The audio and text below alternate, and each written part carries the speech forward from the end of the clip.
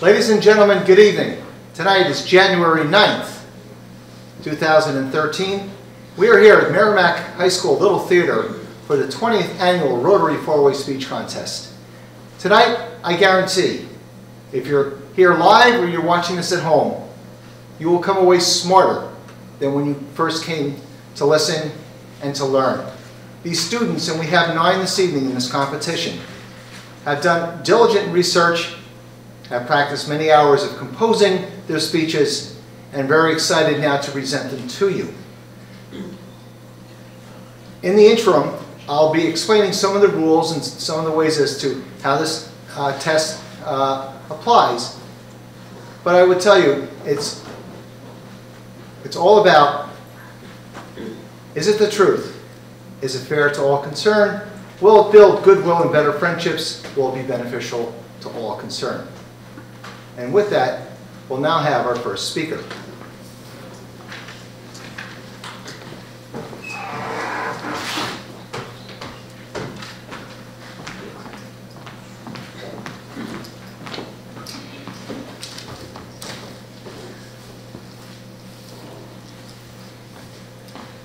I've been a cheerleader since I was in the 3rd grade. I fell in love with cheerleading because it's a mixture of tumbling, stunting, and one of my personal favorites, dancing. However, as the activity continues to advance, there is still the question, is cheerleading really a sport? So let's start with the first cheerleading teams. Cheerleading was created to support football teams.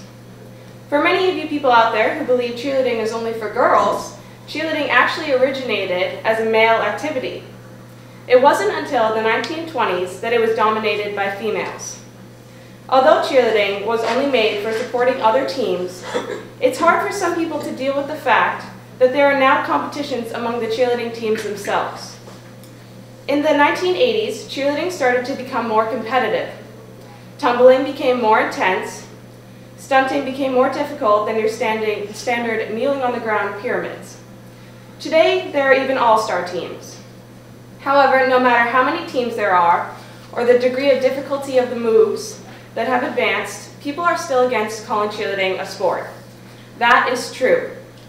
Maybe they just like using it as a joke, but I'm here to tell you it's offensive. It's true. Cheerleading is a sport, and to someone who cheerleads 10 hours a week, has acquired many back problems, witnessed broken bones, and fellow cheerleaders coming close to being paralyzed, when someone still says cheerleading isn't a sport, it really irritates me. I understand that cheerleading is scored differently than other sports. In that sense, it may be fair to call cheerleading just an activity. However, figure skating is a sport, and they are judged in a similar manner.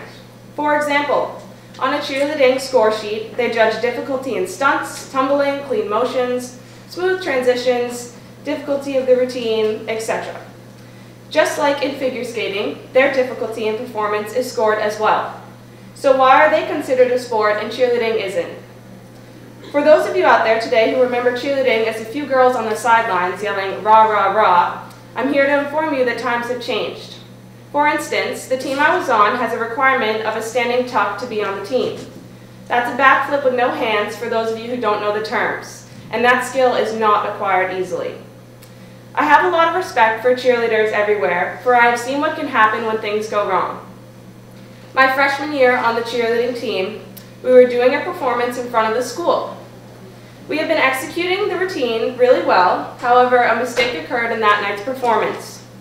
One of the girls' feet was caught incorrectly during a stunt. This caused her to fall back on top of a teammate's head. As cheerleaders, we are trained to keep going throughout the routine, but when this girl didn't get back up, we knew it wasn't a simple mess-up. The ambulance came and she had to be taken away by a helicopter to a hospital in Boston. It turns out she created a space between the discs in her neck. It would take a while for it to heal, and the doctor said she could have been paralyzed. In these kinds of situations, it's just not fair to the boys and girls who do this activity that cheerleading still is not respected as a sport. Another personal story of mine happened this year during a football game. Our football team was doing very poorly. Our Division II team was losing to a Division III team because of simple mistakes. Now, granted, I was supposed to be yelling only cheers on the sidelines, but I decided to yell some words of advice too. I yelled, "Block for your quarterback." This small comment went all the way to the administrative director, who then demanded that the cheerleading team wrote an apology letter to the football players for being unsupportive at the football game. This truly angered me and still does today. If a coach or say a father in the stands said that, nothing would have happened. But no, I was wrong for saying it because I'm a girl in a skirt with degrading pom-poms on the sidelines. And you know the worst part about it all? The cheerleaders stand through rain and cold at every single football game, but the football players have never attended even one cheerleading competition when we've had their backs all season long. It's just not fair. Opinions about cheerleading teams need to start changing, for cheerleading itself has already evolved. We go through a lot as a team, many broken bones, sprained joints, and bloody noses, but these are things that make us closer, especially when we overcome these challenges. The friendship built on a cheerleading team is one like any other. There is so much trust that goes into a cheerleading team. We all have to look out for each other, or the routine could go very wrong. Although we have to look out for each other, we also have to look out for ourselves. One night, while we were all tumbling, a girl tumbled off the mat, and she landed headfirst on the gym floor. This was her fault, though. She didn't rotate in her flip fast enough, and she ended up off the mat. For this reason, cheerleading teaches us not to doubt ourselves and defeat our fears. This same girl, after cracking her head open, came back a few weeks later, did the same tumbling pass in the same routine, and landed it. And she's been landing it ever since. If you tell yourself you can do something, chances are you can. So is cheerleading beneficial? Yes, when you take it as a lesson. You can use these lessons as learning experiences in your life when you're striving for success. Even the little things in cheerleading, like our coach making us come 15 minutes early every day. I know I'll never be late for a future job. One of the biggest lessons I've learned is hard work. When you put your heart into something, you can achieve so much. Sometimes we might not take home a first place trophy, but just knowing how many challenges you faced and overcame can be more pleasing than a plastic award. When you believe you can do anything, the world is open to so many more opportunities. Cheerleading isn't just an activity. It's a very difficult activity, and it is a sport. It tests strength, fears, flexibility, and trust. I can honestly say I wouldn't be the same person I am today without being a cheerleader. So next time you hear someone say cheerleading isn't a sport, I hope you can remember the stories I've shared and respect it for what it is. One of the most challenging and dangerous sports out there.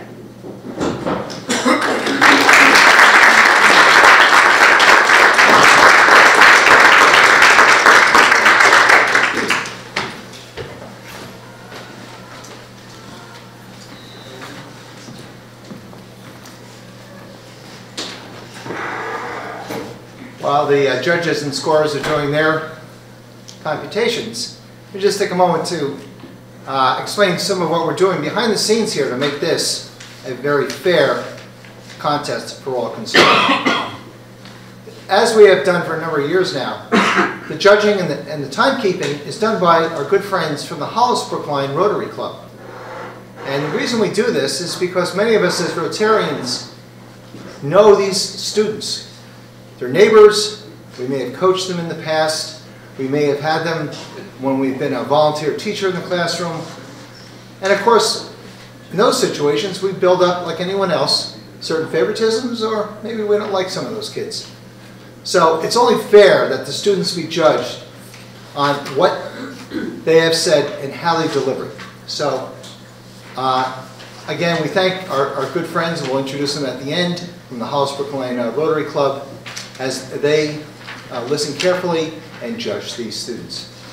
Are we ready for number 2? Okay. Speaker number 2.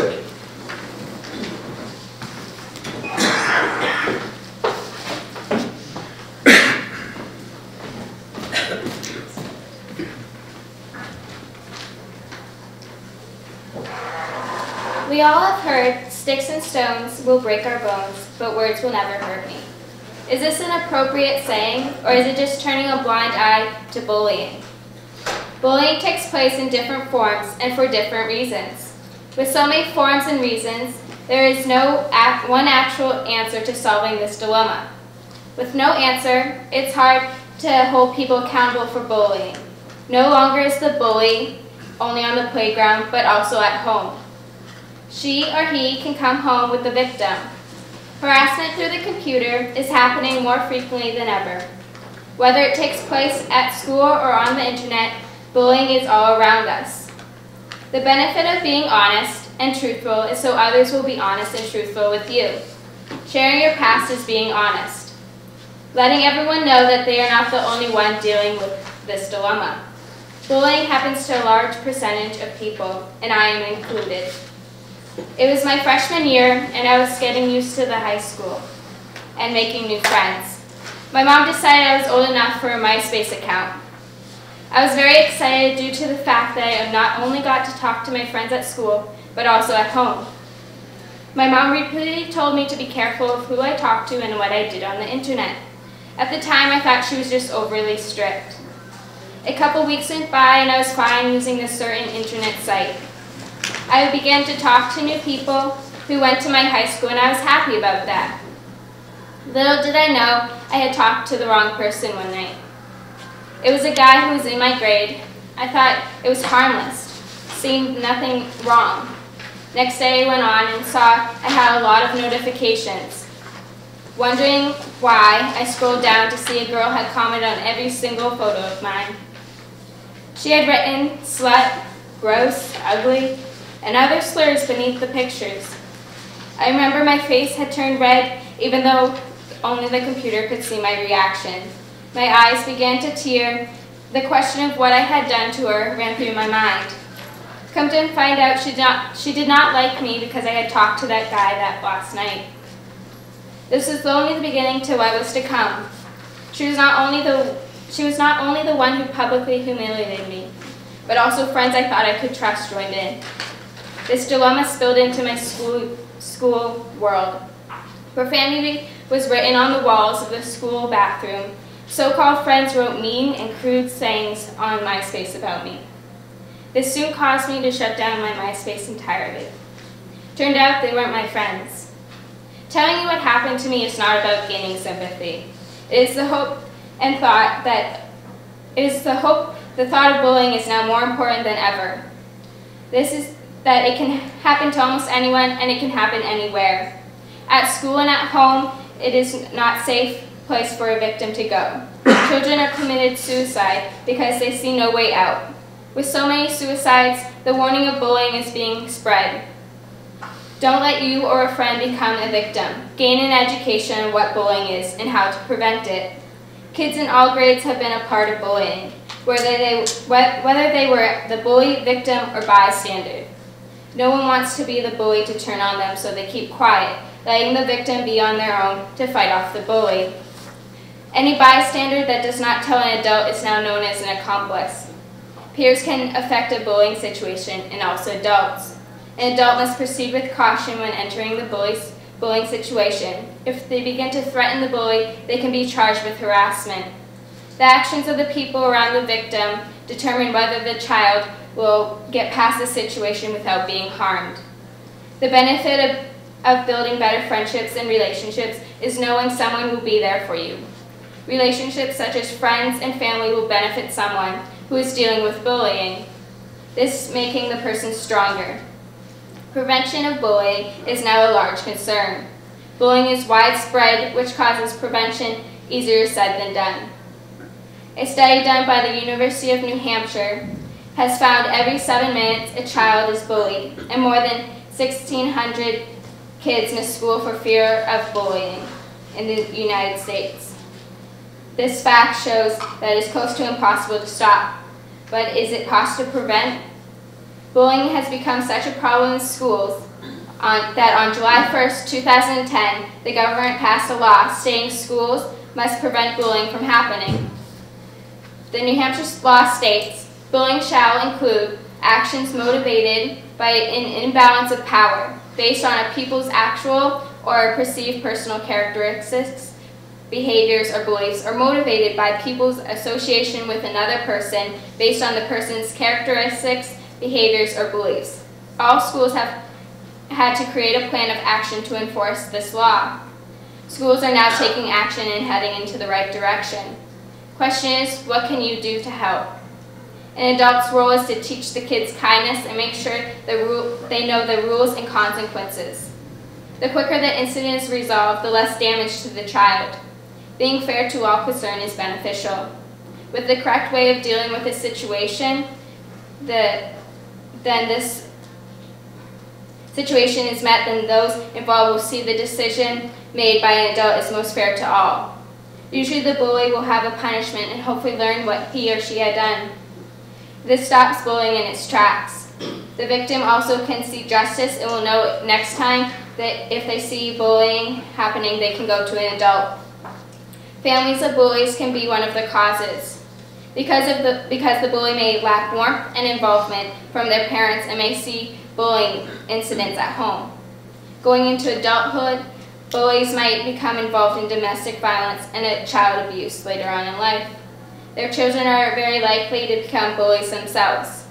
Here's our time to stop this cycle in its tracks. Get an education in preventing bullying and stop it if you see it happening. Working together will be beneficial to all.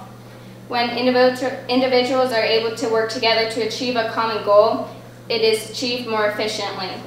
Trying to prevent bullying together will be beneficial to all. It is my senior year, and only recently did I discover I was cyber attacked back when I was a freshman because the girl had a problem at home. She told me she was depressed freshman year because of parents' divorce. This caused her to be angry and unkind to others. Bullying can happen. Bullying can be stopped if we all work together. Everyone is affected some way or another. No one is untouched by bullying. We once had to put up with harassment and bullying, but now times have changed. Words were once considered harmless, but now they are known just as sharp as sticks and stones.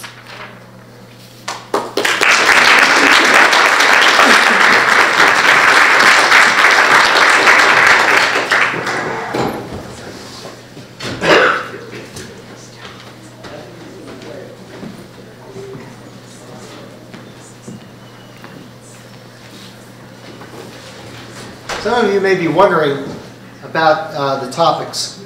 These are topics that the students themselves chose. They did their research, and this is all part of the scoring system. The judges are looking for the subject content. They're also particularly looking to see how the Rotary forward values are applied during the speech. Of course, there's the issue of time. Student who speaks less than 5 minutes or speaks longer than 7 minutes will be disqualified. So as I was kidding some of the students earlier this evening, if Abraham Lincoln was here and gave his Gettysburg Address, he'd lose. It wasn't long enough. So there's many simple rules like this, but it's all done to maintain consistent structure through all these contests which are held throughout our Rotary district. And we'll talk about more about that in the next couple of intersessions.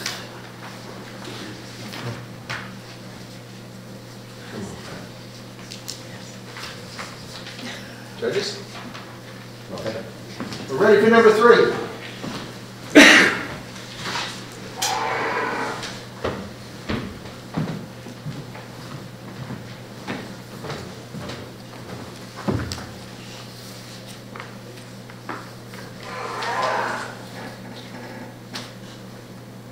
I'm talking about everybody getting crunk. Boy's trying to touch my junk. Gonna smack him if he's getting too drunk. That's a verse from the song called TikTok by Kesha, where S is a $, that you probably heard on the radio at least once. This is exactly what I'd like to talk about today. Music is one of the most influential forms of art that has ever existed. Since we were very little, we let music help push us through our bad moods, influence our good moods, even shape our personalities. We've let music come into our lives to help us grow as people. You can become a different person depending on what you listen to, which is what is happening today. Different themes will give you different morals of right and wrong in your life and provoke ways of how to express yourself. And as an avid music listener, this is an excellent gift. There's only one problem with this. The radio controls what the majority of the public will listen to. There's a lot of beautiful music not getting any airtime out there because most of it is hidden away because the radio won't play it because it won't give them profit. It doesn't talk about sex, drugs, partying, or has a computer-produced beat. This all started with the popularization of rap and pop music in the 90s. Now, I'm not saying I hate rap at all. It's a way of expressing yourself just like any type of music. But it has evolved into a genre where it's not cool unless it's about partying, drugs, and sex. Rap was originally a way for the African American community to express their troubles with poverty and gang violence. But as the radio started playing more and more other artists, and the general audience took that message as, it's cool to be gangster. Styles started changing, everyone started getting more swag, and in general acted more rude towards their elder community. This all started with the two rap artists, Biggie Smalls and Tupac Shakur. They both provided deep lyrics about their troubles with their life in the ghettos, but American society took this in complete wrong direction. The way that American society has taken this is not beneficial to anyone.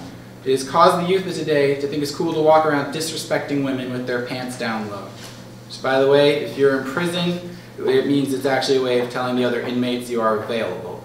If you ask anyone who wears them like that today outside of prison, they wouldn't know and respond with the answer, I want to look like my favorite artist, or be cool. And there's still the topic of pop music. Pop music has provided a mixed subject because there's excellent pop music that provokes great messages and has deep and strong emotion behind it. But then there are always those artists that have always been a little risky. This kicked off with Madonna back in the 80s when she thought she could be edgy and start a new trend. Many artists had followed her, like Britney Spears and Kesha, who I was just talking about earlier, giving images to women that they have to be not faithful or get drunk and party along with their male friends to become popular. Behavior like that advertised in songs like TikTok, which I quoted earlier, are not healthy. These artists don't write all their own songs. They are images created by the media to make money. So is the riches of the media worth the destruction of mental capacity of our people? No. These songs are having serious effects on people, like the children in America that idolize their favorite musicians. But their favorite musicians are artists like Lil Wayne and Kesha who do promote an unhealthy lifestyle. For example, the term YOLO created by the artist Drake, which stands for You Only Live Once, but teens and young adults have taken that to mean you should party and do stupid things every day of your life. This term gives the impression that you should drink and smoke because why not? Everyone knows that drinking and forgetting the night before is dangerous. So how does this build goodwill and better friendships? It doesn't. In fact, most of the time partying causes a lot of drama between people, which can be very destructive to friendships. So if that motto were to be wiped off the face of our earth, there may be two friends out there who would still be talking today. My point is, if the radio would stop playing the songs, the youth of today wouldn't only be finding self-destructive role models to base their lives after, because when you were a little kid, you don't want to listen to your parents, you want to act cool like the people on TV. So if the radio cared less about making money and more about the people, they could be benefit to help in all of us grow as a country, instead of lying to us that we need a party to have a good time to gain money. Lately, it has been beneficial to us because some artists have been making it on the radio that weren't as popular today, such as Fun, Mumford & Sons, the Monsters and Men. All these bands have had more than positive lyrics in their time and is just provided good status to America. In conclusion, I do believe music is excellent, but there are so many hidden bands being tucked away from the public that deserve recognition. We are allowing ourselves to make drugs, sex, and partying and looking cool our main priority. We should be playing smarter music on the radio to help promote a healthier America. We shouldn't let media take our heads over with this garbage. We need to take back music.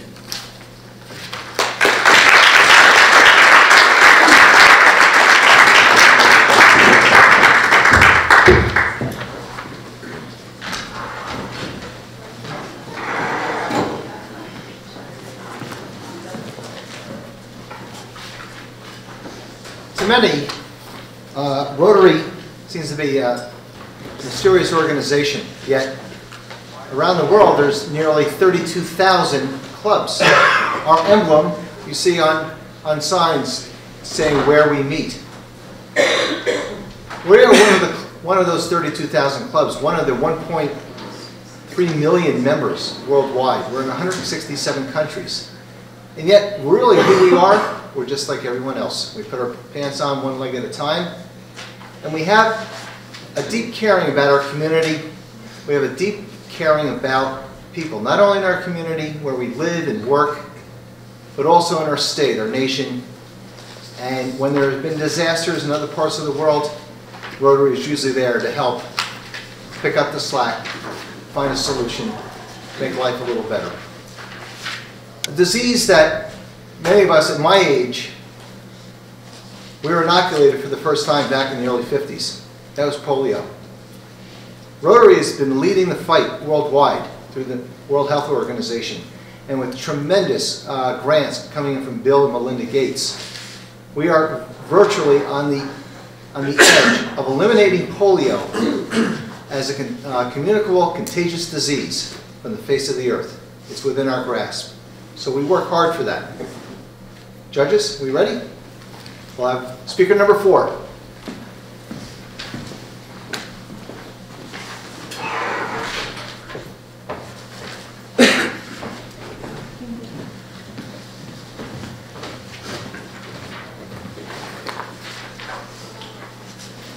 Everyone has heard of divorce or has experienced it or knows someone going through it. Divorce is painful on everyone involved. Spouses, children, expanded family, and even friends are affected in different ways. They all have special ways of coping and handling a tough situation like this. Some push it to the back of their minds, become depressed, or even violent. According to statistics, 50% of all marriages in America end in divorce. Ages 20 to 24 for men and women have the highest divorce rate. Out of all married couples, the ones that do not have children are more likely to get a divorce than couples that have children. According to the University of New Hampshire Cooperative Extension Department, different age groups are affected in different ways. Infants may not really notice a change except for a change in the parent's energy level. An infant may lose its appetite or spit out more. Preschool children from ages 3 to 5 years of age believe they have caused their parents' divorce. They may feel like they are being left alone or even abandoned. These children could begin to show baby-like behaviors such as wanting a blanket or toys or start wetting the bed. Their mood could change and they could become uncooperative, depressed, or angry because they want the security of being near an adult and then acting disobedient and aggressive. School-aged children are believed to have divorce be more difficult than children younger or older than them. School-aged children are old enough to understand they are in pain, but not old enough to understand how to control their reactions. They may experience grief, embarrassment, resentment, divided loyalty, and intense anger. Being able to play and interact with other children could help them cope with their family situation. Adolescents experience anger, fear, loneliness, depression, and guilt. Some feel pushed into adulthood by having to take care of chores or other siblings. With the parents' low energy level and high stress level, they try to take over the family because they feel obligated to. Or they may feel a loss of parental support in handling their emerging sexual feelings. From my personal experience, divorce truly impacts your life in a dramatic way. Your everyday life changes completely, and it's hard to adjust to the new environment and new routine. I never thought my family would be one of those families to split up, but it happened. I was 16 years old when my life seemed like it was crashing down. I went into a major depression the summer my parents told me. I never wanted to hang out with my friends or relatives. I'm usually always on my phone, but I never wanted to even look at it. A thought popped into my head every now and then, and I thought, would life be better if I wasn't here? I never told anyone how I was feeling, and I probably shouldn't have kept it bottled up inside, but that's how I coped. As time went by, we all got used to the fact that our family was separated. We consoled ourselves with the words, we're always going to be family no matter what. Some may say it was for the better or fair to all concerned, but that is a comforting lie for the spouse. A child hearing all that fighting isn't healthy for them, and I can tell you firsthand that is the truth. You may become closer with family members and make stronger relationships, but for a long time you resent them. So is it beneficial for everyone involved? I would say no. Children from a divorced family are more likely to have academic, behavioral, and psychological problems than children in a non-divorced home. I've seen this happen to many children, especially the ones still in school. After a divorce, they may become more focused on their income, as their income could decrease as much as 50%. This could make the child feel or even be neglected at home, causing the child to rebel when the parenting comes into play. I know how this feels. At first, my dad had to focus solely on work, making it hard to focus on me as his child. So I would do things when I wanted, and I acted out because of it. I can say I'm not proud of it, but I wasn't used to the fact that it was time to grow up so suddenly and quickly. You ask, is it the truth? Is it fair to all concerned? Will it build goodwill and better friendships? Will it be beneficial to all concerned? In my experience, everything stated before is the truth. I may not have had it as bad as others have, but I've witnessed my friends' families and how they've acted and responded to divorce, and these statistics are right. Is it fair? I don't know. It may be fair because that's what the two adults wanted, but it may not be fair to the child, and in most cases it isn't. Yes, it can build stronger, better friendships with your parents, but on the other hand, it could destroy the little relationship you had in the past. So beneficial, you ask? That's a bittersweet question. In some aspects, it is for the child, but it could also be the worst thing to ever happen to them.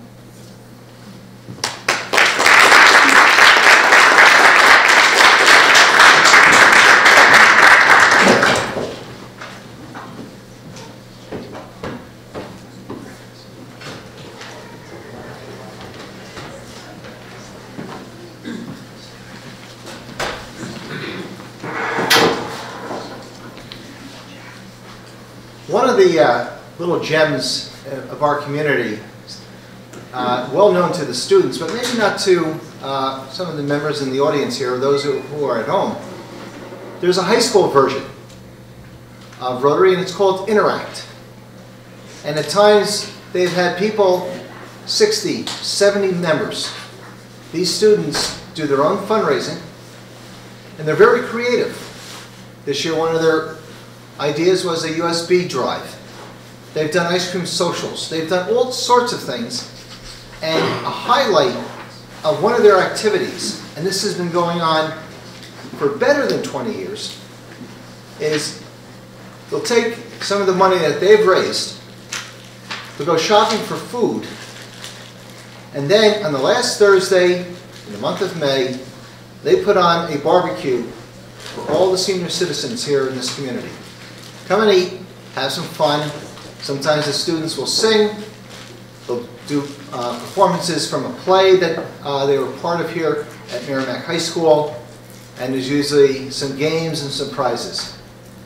So at times when we think of students and young people as being maybe a little self-centered, there's a lot of great students here at Merrimack High School who could show you how they really care about a lot of other people, particularly those who really have lived life very, very long. Judges, are we ready? Okay. Speaker number 5.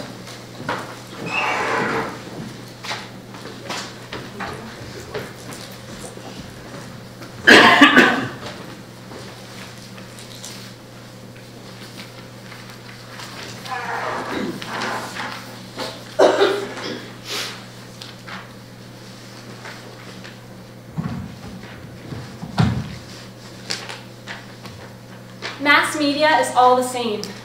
Perfection looks like this. This is sexy. You have to be sexy if you want people to like you. Airbrush models on the covers of magazines, lingerie commercials on TV, smiling women in diet ads who have gone from fat and ugly to thin and sexy. They all contribute to this illusion of what is and is not attractive. And it's no secret that scores of teenage girls struggle to reconcile themselves with this illusion well into young adulthood. However, in recent years, a demographic has been targeted that absolutely should remain untouched. Little girls. Today's young girls are being programmed, and they can't stand up for themselves because often they don't realize what's happening. This past summer, I was a counselor at my town's camp. Early on, the camp staff and I discovered that I have a talent for empathizing and working with the youngest girls, so I was frequently a counselor in their cabin. I am shocked at the effect of today's media on these girls. not only did my little 6 to 8-year-old girls tote around their Bratz and Monster High dolls, dolls that, I might mention, were belly-bearing shirts, fishnet stockings, skimpy string bikinis, and thongs. But also, in many cases, they were dressed disturbingly beyond their years, faintly echoing those of their dolls. Once again, this was at an outdoor summer camp where platform flip-flops and string bikinis often proved downright dangerous. Many of them, at 6, 7, and 8 years old, had a boyfriend at the time, or had had one in the past.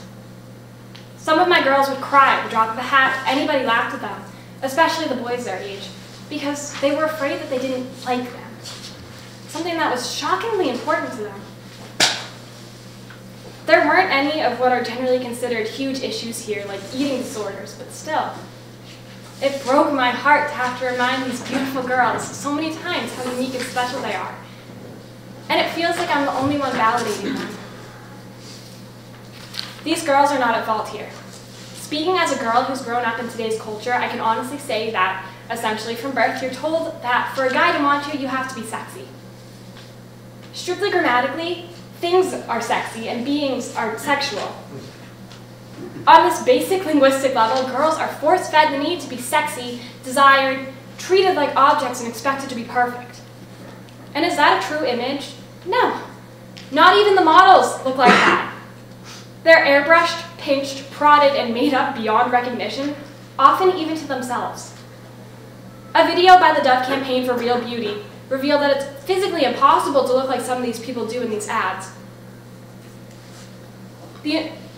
But nobody tells that to these girls. The University of Central Florida conducted a study in 2009, and they surveyed 3 to 6-year-old girls. 1/2 of them said that they frequently worried about being fat, and a whole 1/3 would change a physical attribute like weight or hair color. The pressure to be sexy and the feelings of being ugly are starting younger and younger. This is in no way fair to these girls. Their childhoods, what should be a time of creativity and imagination, is being stolen from them. Advertising is full of pictures of young girls dressed up like young women, and not just in the limited to advertisements. Shows like Toddlers and Tiaras and their Bratz and Monster High dolls contribute to this illusion that this is what you need to look like. Teen magazines feed these girls downsized messages from their mother publications. A Cosmo article titled How to Please Your Man, aimed at older women, becomes a J14 page on how to please your prom date. Fashion for young girls has changed as well, and not in a good way. It's harder than it should be to find shorts with an inseam longer than 2.5 inches, shoes without a heel, and one-piece bathing suits. A few years ago, Abercrombie manufactured what can only be deemed kids' lingerie, miniature thongs embroidered with slogans like wink, wink, and eye candy for girls who are way too young to wear them. The most appalling fact to me is that since the products are out there, that means there's a market for them. That is shocking, disgusting, and a tragic example of girls being forced to grow up too fast. Advertisements and mass media are to blame here. It's common knowledge that kids emulate their role models. The psychological term for it is identification, and it's how they try to feel their way around the world at a young age.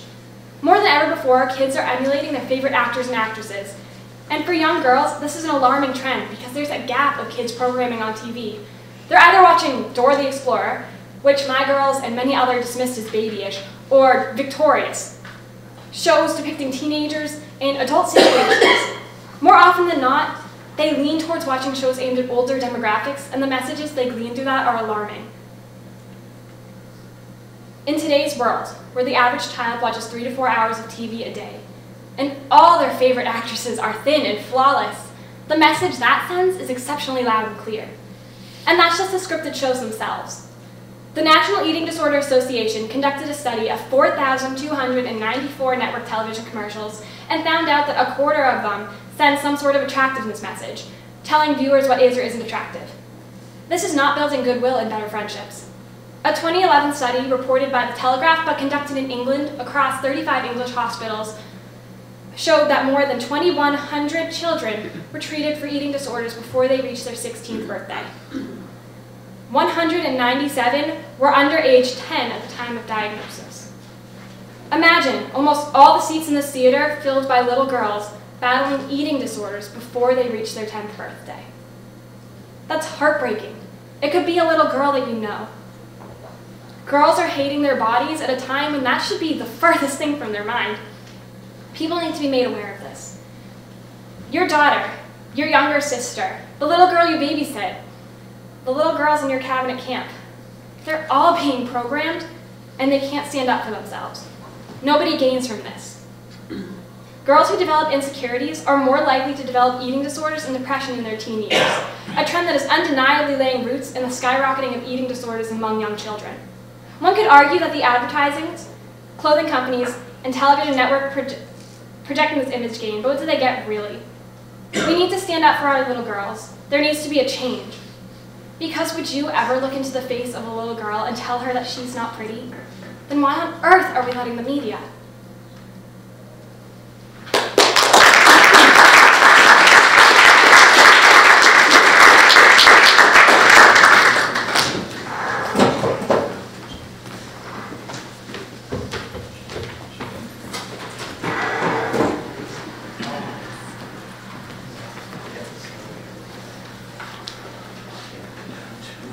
Rotary has been a part of the Merrimack community for better than 40 years. We've had all different sorts of people who have been in the club. And with their leadership and their ideas, certain keynote projects have been done in this community.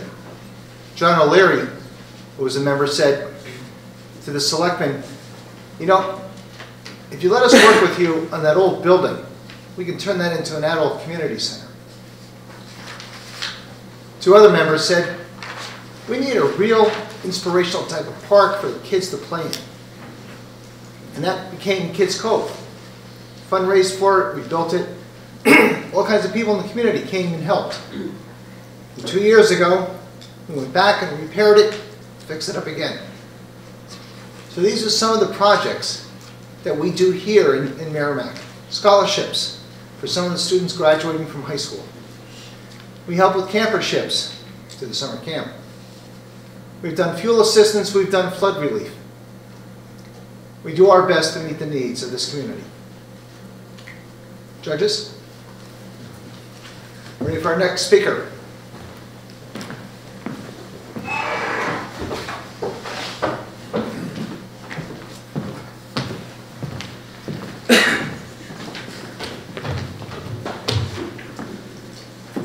It's kind of ironic how I come to speak to you tonight. For me, my mind's going absolutely frantic right now. This is the nature of my disorder, general anxiety disorder. What is it, you ask? Well, if I was to describe it, I'd use the yin and yang symbol. Except, the yin symbol is small and pathetic, barely to even keep any confidence in me. The black is taking every imaginable insult inside your head. It's like a symphony of black.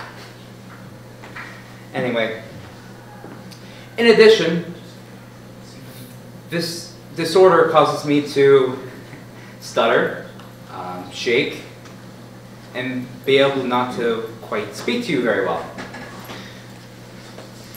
Needless to say, it's not the easiest thing to come up here. Though quite ironic, since I enjoy speaking to you, acting, singing, and performing. You seem like a great crowd. I just hope there's no tomatoes under your chairs. I don't see anything, so I think I'm good today. Anyways, speaking to people with mental disorders is very difficult. In my own life, I have many family members with mental disorders. For instance, my cousin has Asperger's. Asperger's syndrome is a developmental disorder that affects a person's ability to socialize. Because of his inability to socialize, he wasn't able to finish high school at the regular time that the rest of us would be able to. He had to stay there for an additional 2 years. The program did not really support him, and he has to live with his parents for the rest of his life. He also doesn't have many friends, if any, His family is his only source of socialization.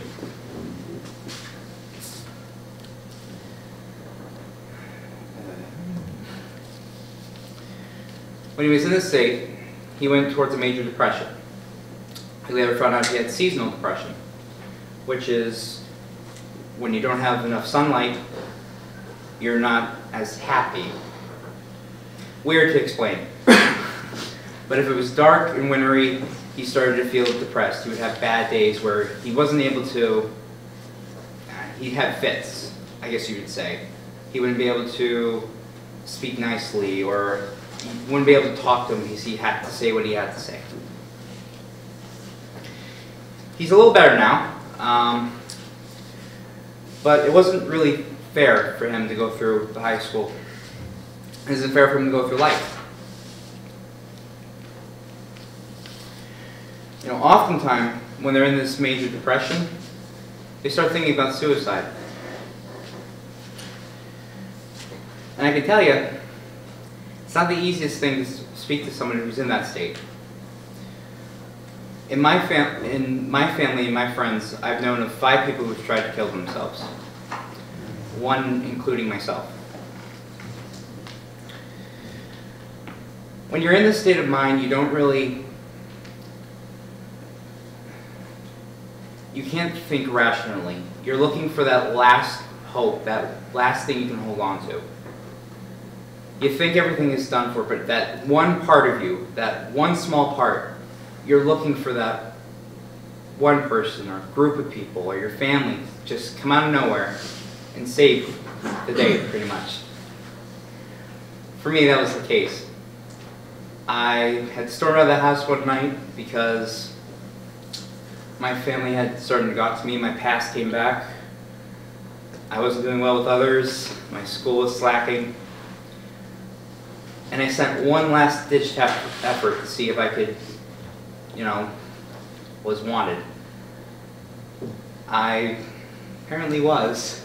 I had 20 different friends come and text me and say that it was a stupid idea, that they would miss me. And I started to feel guilty.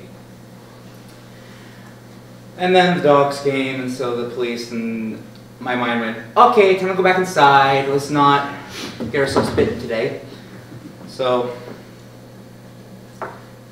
we ended up going to the hospital, and they checked me out, see if I had done anything to myself. I hadn't done anything.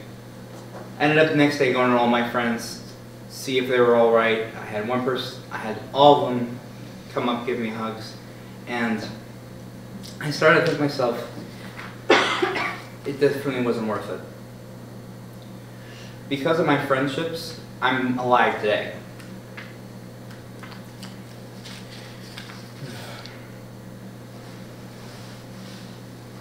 Sorry.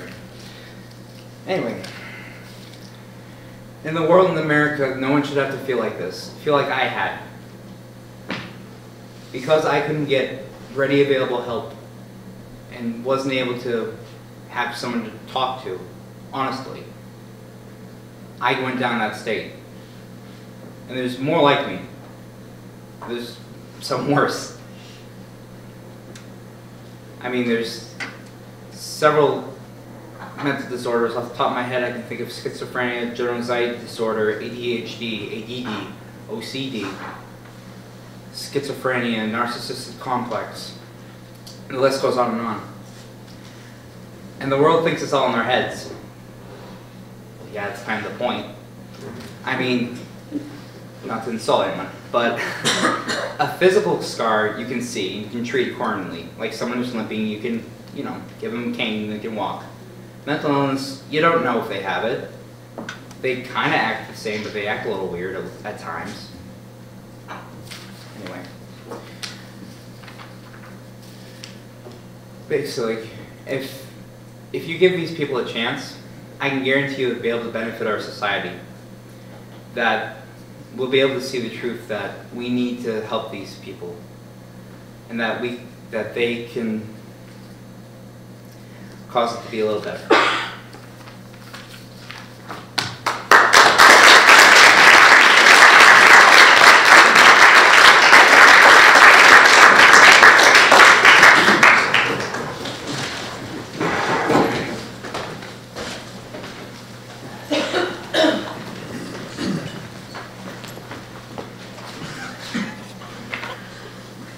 that makes our Rotary contest, we think, a little special is not only its longevity, as we said earlier, this is the 20th year, but we've had some dedicated members of the faculty. Public speaking is actually part of a course that some of the students can take.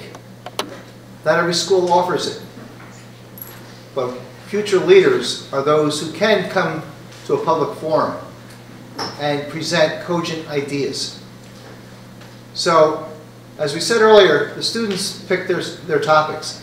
They did the research, but they were mentored and tutored very closely by the faculty here, particularly Mrs. Diane Planier, under the guidance of Mrs. Jan Moynihan-Cooney, and also assisted by Linda Mandra, who is part of the Gifted and Talented Gateway program. So we thank them because they are our partners in this. They really do the hard work. We show up one night and we make all this come together. But really, they're the ones who deserve a lot of the credit. Judges, are we ready for our next one?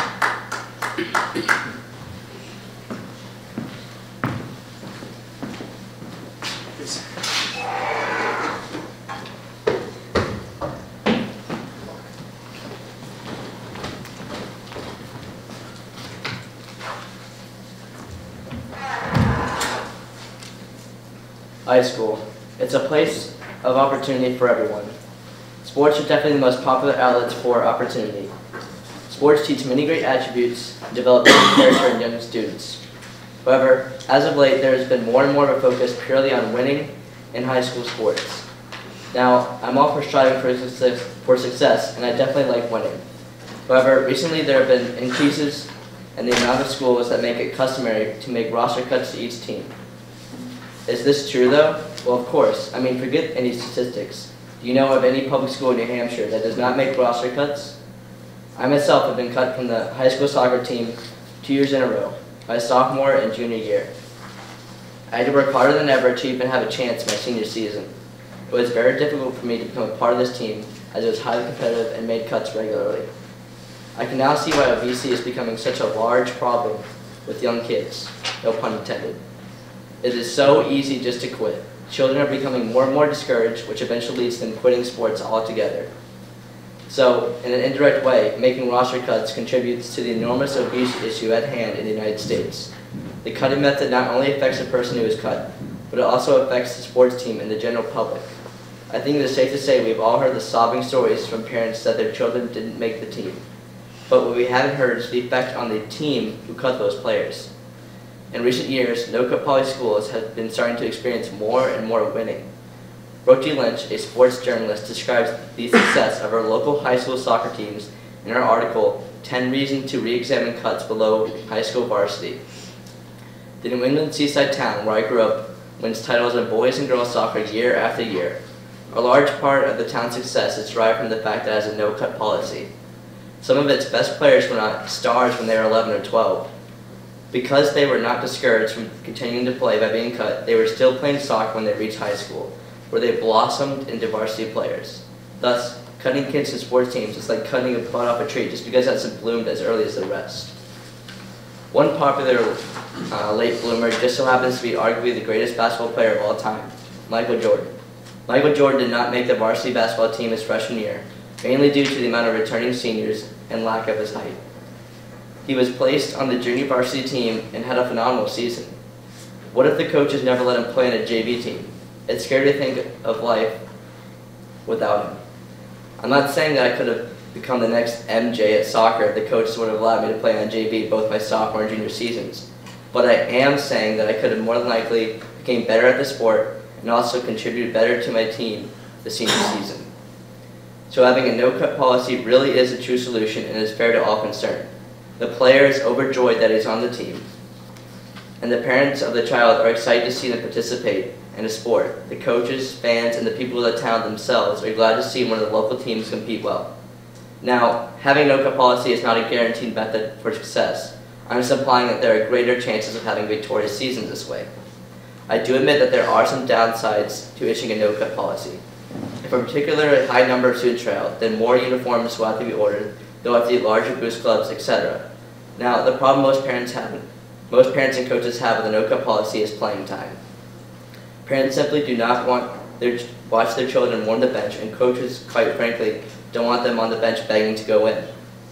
I have another personal story to counteract that argument. I recently noticed that not only high schools are making roster cuts, but also middle schools. I'm originally from a small town in Mississippi. Most of us know football is a huge sport in the southern states. Now, if you haven't noticed yet, or you're too polite to make a comment, I myself admit that I am not the tallest person, 5 feet 4 inches to be exact. I was even shorter in middle school, believe it or not. Anyways, I went to a private school that had a no-cut policy. I, my little self, played football in 8th grade. I was definitely not the best, or really even a good contribution to the team at the start of the season. Although due to the team keeping me on the team, I practiced harder than ever. As the season went on, I got more and more playing time, and I was eventually making key tackles at the cornerback position. You see, I got progressively better because I was encouraged and happy to be on the team. Just recently, I also received word that the private school I attended just won the state championship in football. This just proves my point even more because the varsity team that won it was made up of the same 8th graders that I played with who were never cut. I might also add that the school continually sends prospects to great colleges to play football year after year. Their success is most definitely due to the fact that they have a no-cut policy. So there are some pretty significant cons, but I do think it is well worth it. It is worth it because it will bring good friendships and goodwill. After being cut from the soccer team those 2 years, I kept thinking to myself, what is wrong with me? I reflected upon those past 2 years for a long time and almost gave up soccer completely until I came up with a mindset. Words cannot describe my perseverance to make the team my senior year. I believe that a no-cut policy would surely bring goodwill and better friendships because players would finally get to feel the camaraderie surrounding being part of a team. For example, my senior year, that's all I cared about with the soccer team. The acceptance and just utter joy of being part of a team that was hardworking. Now, not only does getting cut damage teams, but it also promotes elitism. This is a strong justification to why I'm against cuts to public school teams below the varsity level. It is a common goal among all secondary schools to achieve a comfortable and successful learning environment. Athletics are available at middle school and high school to provide the experience and learning that students cannot obtain in the classroom. Don't get me wrong, playing on varsity team is a great experience and is very beneficial to participating students. However, in the school, varsity athletes are superstars. If you're not somehow involved in a sport, you're not part of the inner high school society. Making cuts to a sub-varsity level team diminishes the original purpose of why sports are even available to public schools to begin with. I find it would be extremely beneficial to all concerned to take this issue another step forward and discuss an issuing no-cut policy to both the middle school and high school. I propose this solution in the hopes that kids of the upcoming generation can truly take advantage of what high school athletics has to offer them.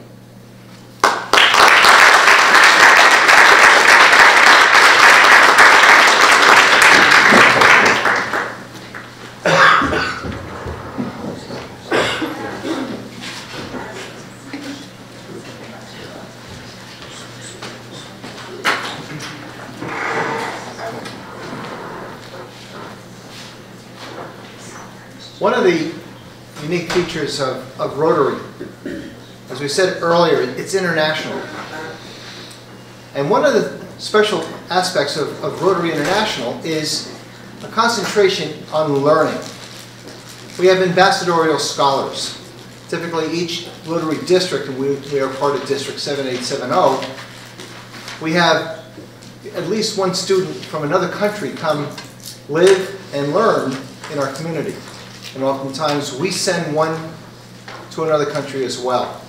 There's other programs that bring students to our country for perhaps part of the summer, and we send students elsewhere. We have a group study exchange program where we have men and women, usually between the ages of 25 and 40, who will spend a month living and touring in another country and learning how they conduct business. We've had educators, we've had bankers, we've had chemists, we've had engineers. They want to see how we do things here. We go there, we learn how they do things. We exchange ideas, and it creates a lifelong bond and friendship. People we might not have otherwise ever met or known. It's this very special aspect of Rotary. Judges, we ready? Ready for speaker number 8.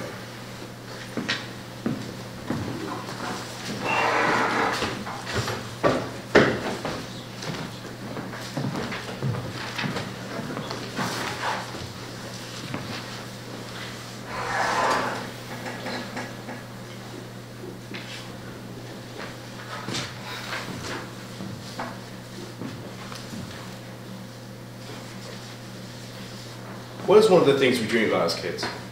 Who we're going to marry? Don't give me that look. Guys think about it too. In fact, we all think about it. Till the day when we get married or until the day that we die. It's something we crave to succeed in, to be loved. And in this instance, I'm talking about relationships, how they affect people, how they affected me, and what I personally think needs to be said about it. We all want to be loved and to give love in return. Some want it for the sake of not being alone, others to maintain their social status, and then there's those who need it for love. Now I use the word need specifically because that's what some people think, that they need love, that they need a relationship, but it's still a want, a very strong want. Maybe it was caused by a dramatic event that happened to them, or maybe that they didn't get enough attention at home. They're making them so desperate to want that love they never received to fill a hole that was formed. That is the truth. That is reality. So when that person does get into a relationship where they feel cared for, loved, and wanted, it's a personal drug that can never be received enough. But what happens when that drug is taken away? They are left to recover. And people will ask them, why are you so worked up? Because no matter how small or unlikely that relationship may have been, there had been strong feelings. And it felt like that dramatic event happened all over again. I know what this feels like, that's why I can say knowing it's true. My junior year last year was a very difficult time for me. Now for anyone who doesn't know what happened, let me explain quickly what most people think. They got into a relationship, it had its ups and downs, and never lasted. I went into depression where I did many not so smart things. I was considered a drama queen and that I needed to grow up and move on. But what people didn't know was going on was behind the curtain. I had met a girl that I was in show with. I didn't talk much to her until a friend asked me to find out if she liked him. So I slowly started talking to her to find out what she thought about him. What I didn't plan on happening was her liking me and me liking her. And I just started dating someone too. So I knew it was wrong for the fact that my friend and the girl I was currently dating. But regardless, I betrayed them both. To this day, I still feel terrible for doing it. But as all too good to be true things are, they come with setbacks. So we hit a bump, and we stopped. Got back together, and then stopped. Again, and again, and again. I kept going back to her, but she would throw me away weeks later. I did everything right, I thought. I just didn't know what to do, or what I did wrong. I never felt so helpless before. According to an article in Dr. Darcy Lynn's in Love and Romance, grief and loss can be intense and devastating. That's why it's called a broken heart. I had lost everything that I was the last time we broke up. It seems such like a blur. But what I do remember very clearly was feeling lost. That I had lost everything. I had made her my everything, dependent on a 16-year-old girl for my happiness. And I put that much power in her hands to toy with me. That was not fair on my part or hers. According to another article by Mike Hardcastle, and Things That Only Feel Like Love, if you feel like you have lost yourself, if you're always striving to please your partner and never getting anything in return, then you're obsessing rather than in love. And a couple days later, she was with someone else. I was furious with everyone I knew. Why couldn't they understand? I pushed them away. Needless to say, good friends and better will is not happening. My friends, my parents would yell at me day after day about how stupid I was being. They didn't understand why I didn't want to eat, why I didn't want to sleep in my own bed, what were the marks that would appear on my body the next day. They sent me to talk to someone, tried to get me on medication. I refused. Next thing I know, I'm being taken out of school. I bring to a happy house. I lied my way out, used my acting skills. And from there, it just got worse. I was becoming something deformed, something crazy, something that had no understanding of its surroundings anymore. Something that wasn't me. And then I had it. I grasped onto the one solution that would fix everyone's problems, including mine. It wasn't to take the easy road out. It wasn't to make anyone feel bad.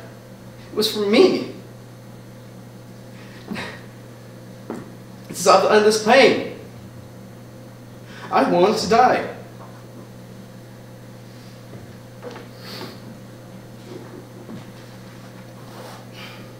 but I stand here before you, and I have learned a lot over time. I forgave the girl who hurt me, because let's be honest, it was not her fault. Now that may sound crazy, right? But let me ask you this. Who has more control over my life than anyone else? Me.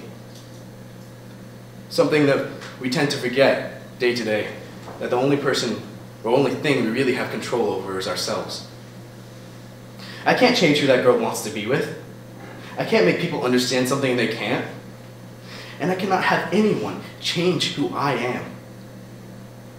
So are relationships beneficial to all concerned? Not necessarily. That's not saying relationships are all bad, but they're not the biggest priority. We're still in high school. There's so much ahead of us. Be able to stand up on your own feet before dancing with another's. Because remember this, a relationship is supposed to not complete you, but complement you.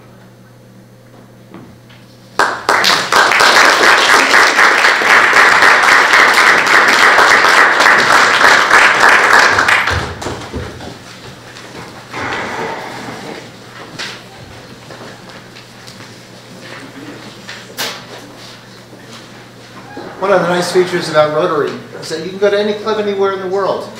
Feel as welcome there as you are in your own club. Clubs all over the world do fundraising. Our friends at Hollis Brookline have this absolutely phenomenal Super Bowl Sunday brunch over at Alpine Grove. If you haven't been there, go. It's great. Some of you know us for selling Christmas trees here in town. This past year, we helped resurrect the Family Fun Day, sometimes known as the Midway, 4th of July. So what do we do with this money? Well, some of it tonight is going to go to some of our speakers. We said earlier, we've done a lot of other things, scholarships. But whatever it is, we're doing it for the betterment of others. We have a motto within Rotary, it's called service above self. So when we do for others, we're doing it for them before ourselves. And I'm now pleased to announce we now have our final speaker of the evening, speaker number 9.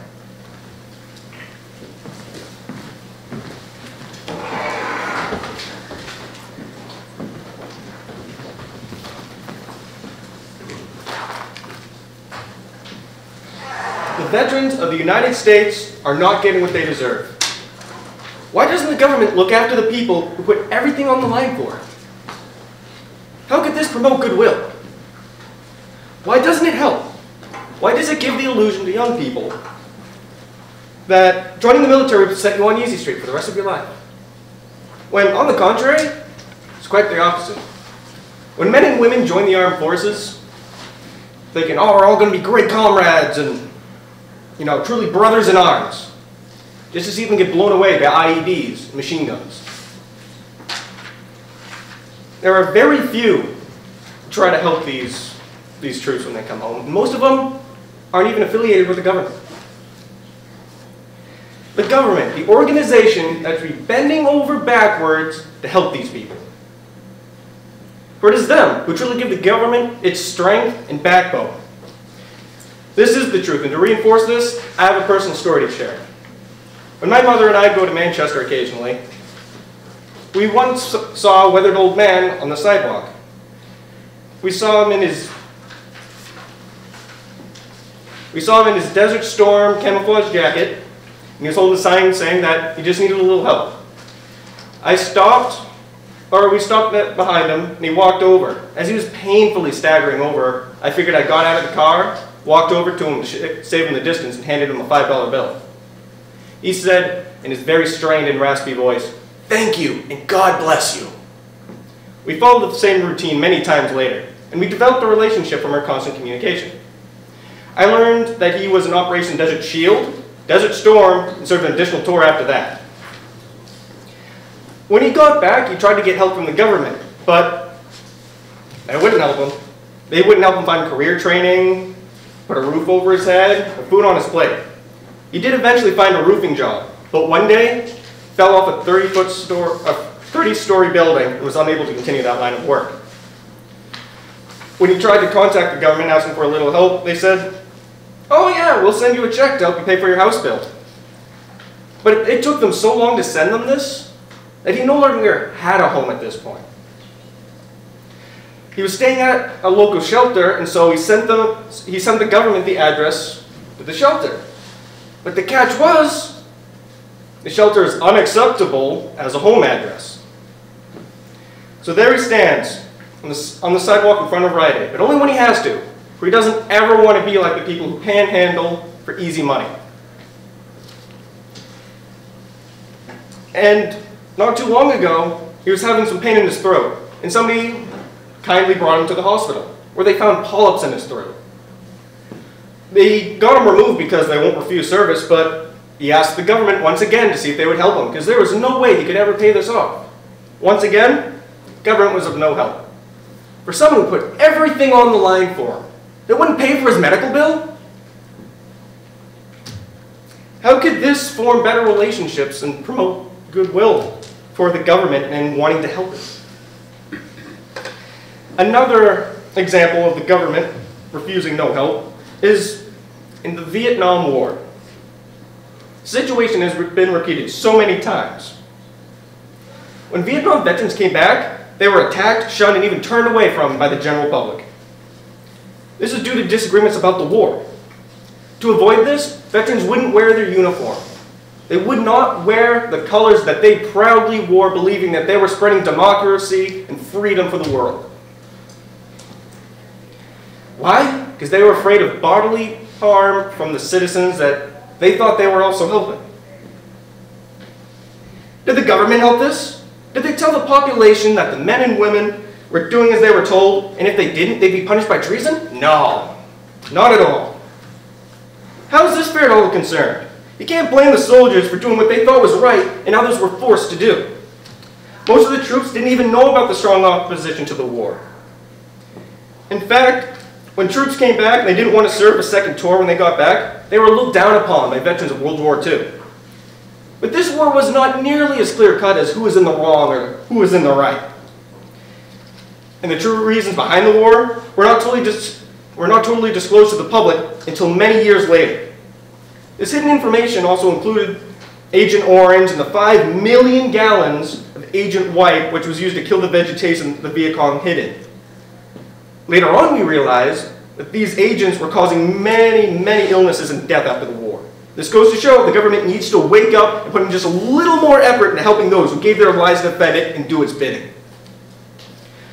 With the draft, many people moved to Canada to escape it. Sure, people have the right to their opinion and may not agree with a specific war, or even war in general for that matter.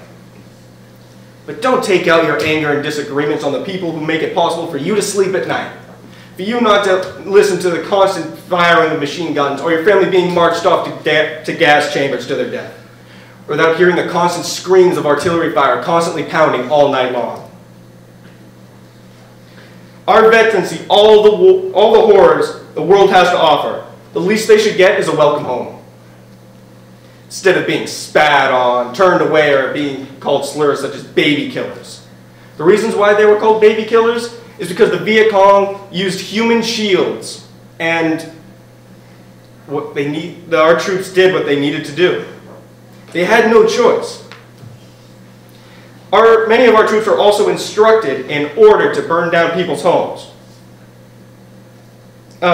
in order to prevent the enemy from using it as shelter. This is because the family was going to be in the middle of a firefight, and this was the only way they could get them to move. And also, many families sell their homes, their possessions, and all move into the same house just to support family members of wounded veterans, such as the family of Eric Edmondson. During his tour, he got a brain injury from an IED and was unable to care for himself.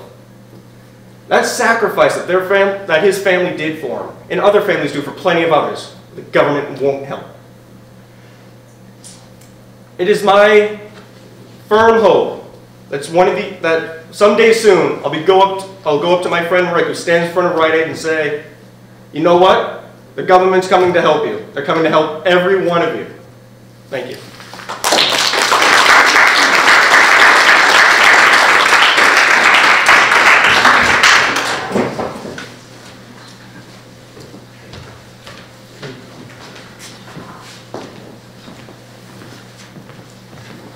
Ladies and gentlemen, at this point that concludes our speeches.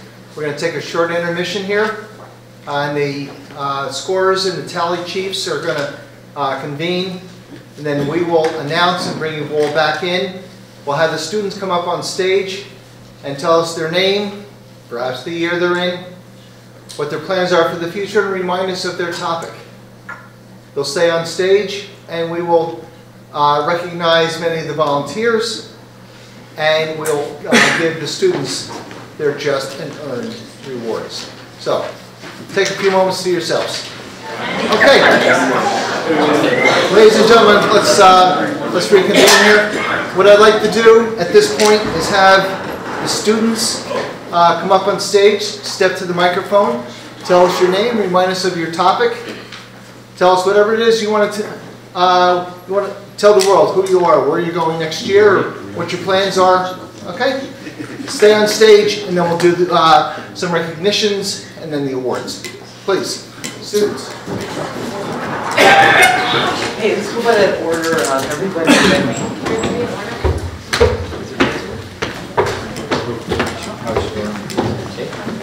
Hi, I'm Amy Crespo. I talked about cheerleading and whether or not it should be considered a sport. I'm a senior in high school this year, and I'm hoping to attend the University at Albany next year in New York. Nice.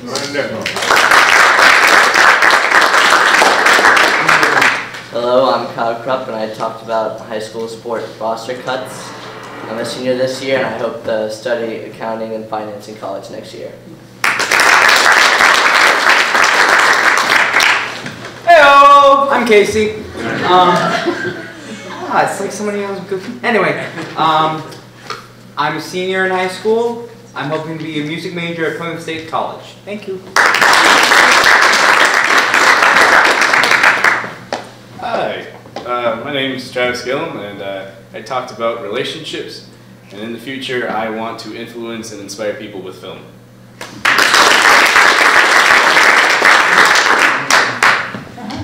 My name is Holden Lambert. I did the speech about our veterans. And in the future, I hope to join the armed forces. I'm Marjorie Boyer. I talked about young girls' media and body image, and I hope to attend Boston University next year.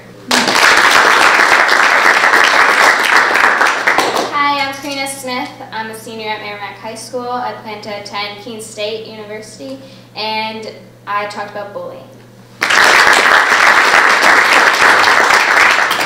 I'm Kelsey Mahoney. I talked about divorce and how it affects children. I don't know where I'm going to college yet, but I'm going to go.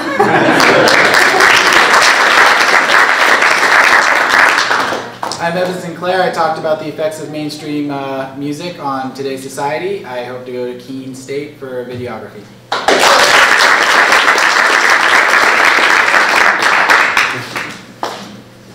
Bob, before you speak, could I say something? Pat. Yeah. My name is Peter Webb, and I didn't like being a judge because you had to fill in the blanks, and there weren't enough blanks about enough things. These kids are amazing kids. They're brave. Being able to express yourself comes in many different shapes and forms. It depends on what you got to work with, who your audience is, what you have to say. So it was an impossible thing we had to do. You guys are wonderful. Yeah.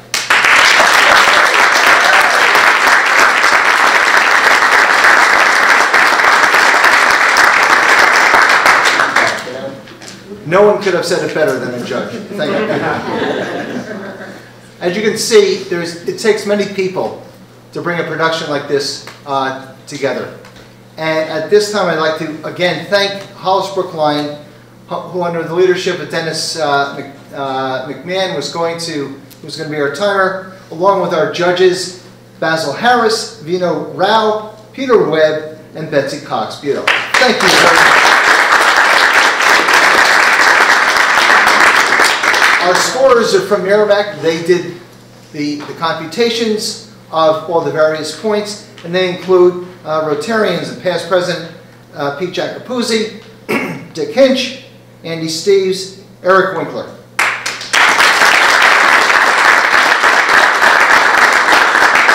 Our timer was from the Merrimack Club, Mr. Phil DiGregorio. And those staying slim and trim as our runners, Dr. Ron Duville and Mrs. Jane Hoover. The program this evening, the handout that was done by Mrs. Barbara Michael. And I also want to have a special recognition for Mr. Steve Russell, who is our current club president, and also is at Elbit Systems, who each year generously donates the plaque and arranges for its production. And I'm going to add. And also, we have a number of other Rotarians here on my list, and they include Mrs. Lynn Christensen, Mr. Bill Wilkes, who are our tally chiefs. And telling the audience, other Rotarians, Mr. Peter Flood, and earlier we had Maureen Mooney. And Peter Flood is a very special person, and we have Chris Christensen. Peter was the founder of this club over 40 years ago. He was the one who started.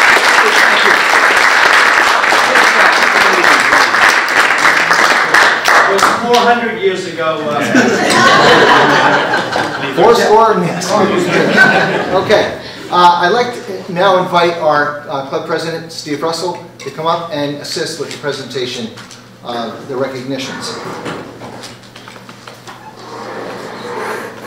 And as Steve is coming up, I also want to thank our three volunteer camera volunteers, Mr. Alex Doyle, Mr. Derek Chow, and Mr. Aaron Hall. Thank you very much.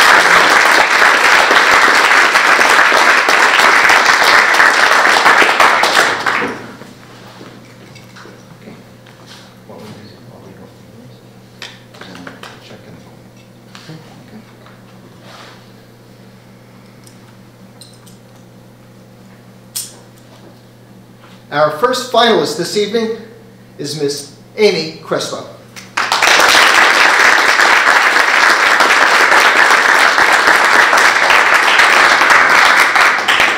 Another finalist for the evening is Casey Hutchins.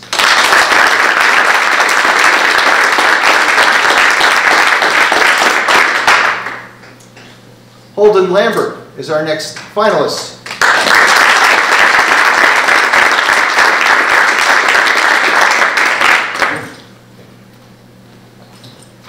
Our next finalist, Kelsey Mahoney.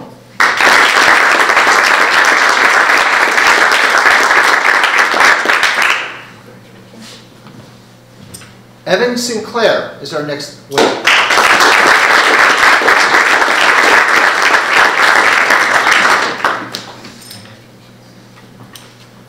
And we have Karina Smith.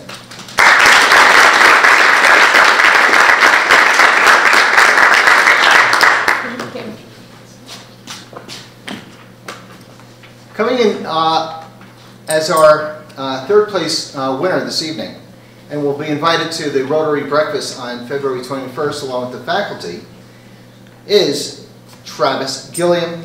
We have an award of $75.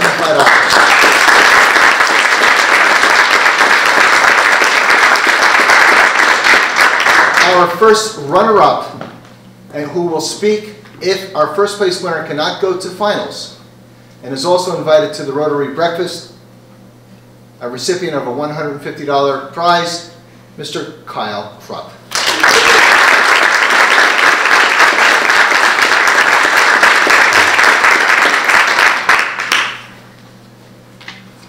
Our first place winner this evening, and recipient of our check in the amount of $250, who will represent the club at the district finals and potentially win $700 there. Also invited to our Rotary breakfast, Miss Marjorie Boyer.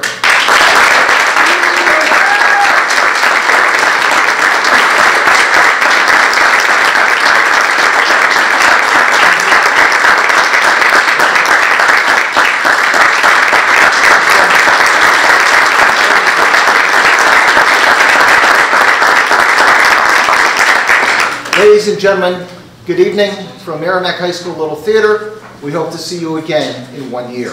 Good night. Nice to see you people. Same here.